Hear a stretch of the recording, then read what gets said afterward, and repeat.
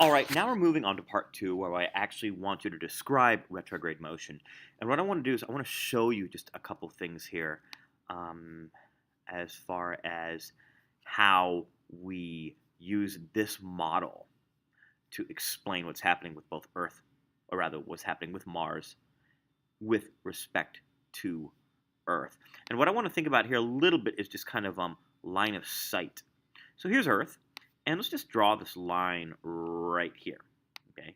And so that's kind of what our sight looks like for Mars. So we kind of see this negative slope on this line segment, and then check this out. In the very next frame, we see that the line is a little bit what I'll call flatter. Some of you might say straighter, but all lines are straight. It's a little bit flatter. So what we're saying here is when this line of sight changes, what this tells us is Mars looks like it moved forward to kind of catch up. And here, again, we're going to see that it looks like it's just keeping up with Earth. Or actually, here you might argue that the slope gets a little bit flatter. So we might even notice that Earth pulls ahead just a little bit.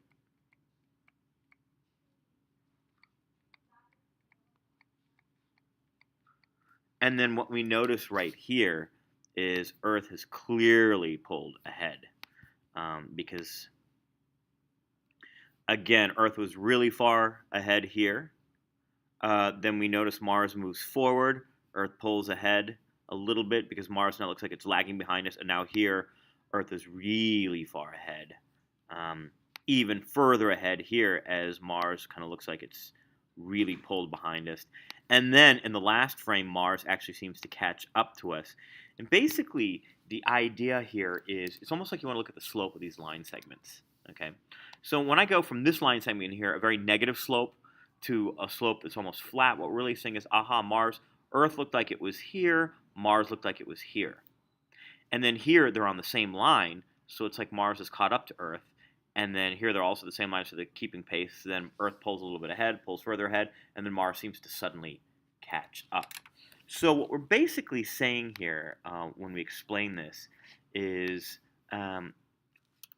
this picture shows how Earth and Mars really move in an almost circular orbit.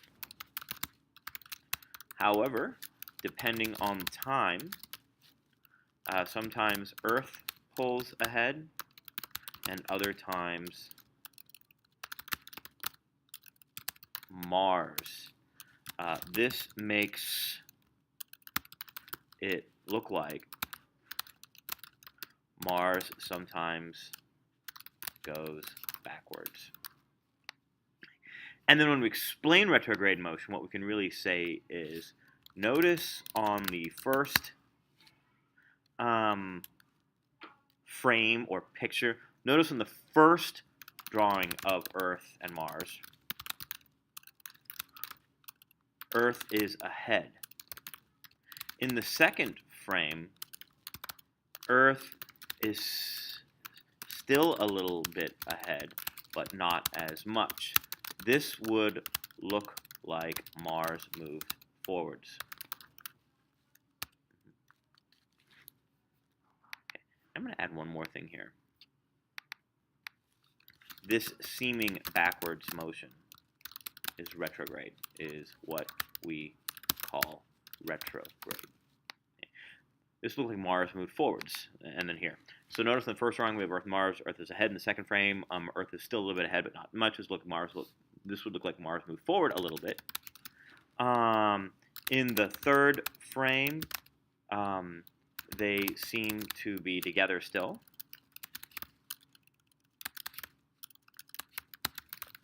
Together from the sun's perspective. On Earth, that would look like Mars is still. Then Earth seems to pull ahead again, so Mars would look backwards again. It's okay. Finally, in the And it looks like Mars is going forward again.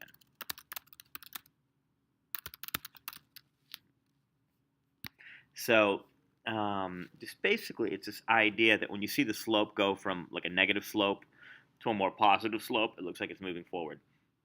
When the slope looks like it's going from a positive slope to a more negative, that means Earth is pulling ahead. It looks like Earth is further ahead than Mars. It looks like Mars is going to go backwards.